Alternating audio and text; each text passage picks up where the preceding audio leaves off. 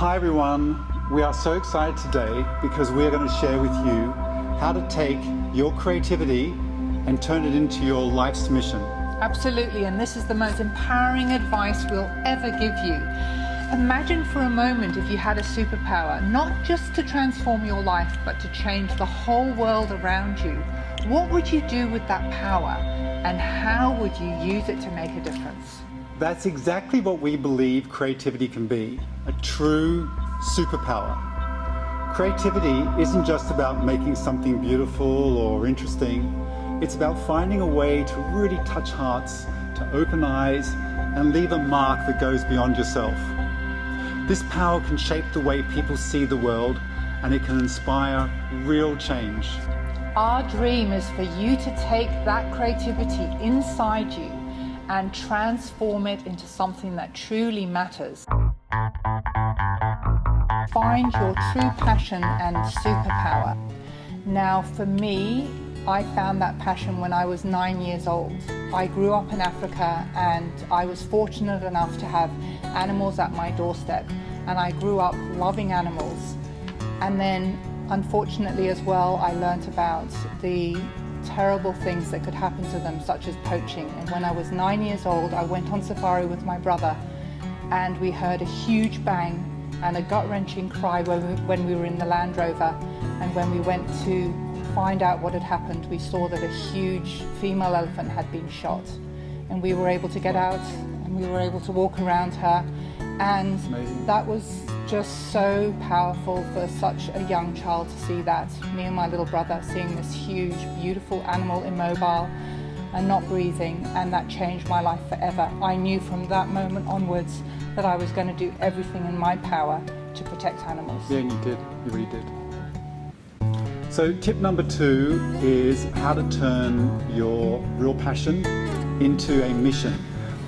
When I was younger, I was really inspired by a documentary I saw of Jane Goodall in Gombe Stream looking after chimps. And I knew in my heart straight away that I had to be there and see the chimps. So I saved and saved and saved. And when I was 19 years old, I went to Gombe Stream and I was there with the same chimps that I saw on that documentary. And I was so touched and inspired and just wanted to work with wildlife and sort of save them. And that was something that Julie and I talked about. And then we said, we have to do something for these chimps to raise awareness and to save them from poaching and make sure that we protect them.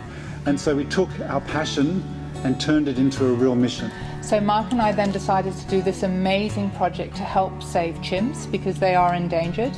And we came up with a public exhibition called Chimps a Family. Yep. Where we did 19 sculptures, bronze sculptures, yes. showcasing their behaviours, and we exhibited them in the heart of London as interactive pieces, didn't we, Mark? Yeah, and it was about people actually becoming aware of what was going on and had a QR code so they could learn about each behaviour. And people from all over England came to the exhibition and really felt connected.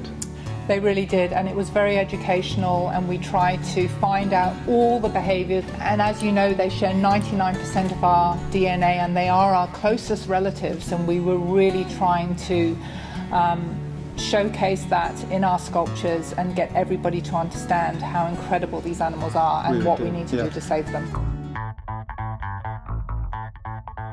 So tip 3 is use your creativity to achieve your mission.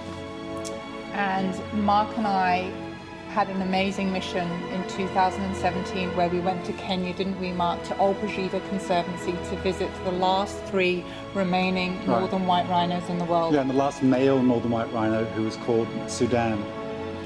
He was 45 years old at the time that we saw him, almost blind, couldn't really walk. And we knew at the time he was the last of his kind, and we had to have a project to let the world know that this was all happening. And that this particular species was going to go extinct.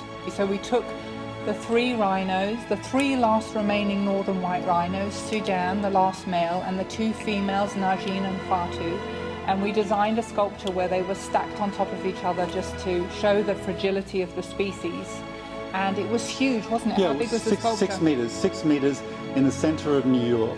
and the whole of New York came out to see the sculpture, which was fantastic for us. It was amazing. And learn about what was going And on. learn about it. And then 5 days later, the unbelievable happened. Sudan died. And at that point, he became a global icon. He was so famous.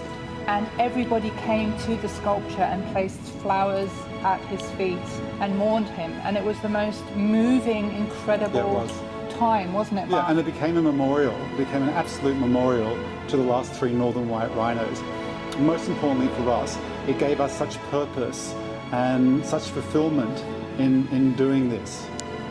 Our true passion is wildlife, and the wild is our second home. That's where we go to really get immersed in that feeling of just true love. And we both have that same feeling that when we're around animals, it just fills our soul. And we want to spread awareness of endangered animals and continue to study them and make sculptures of them. And we want to inspire all of you to protect them. So in conclusion, and here's what's so exciting, is you can take what you love most in the world, and you can turn that into a mission, which means you're really doing something about your passion. And you do it through your creativity. Use your superpower, which is your creativity and your passion, to really make a difference.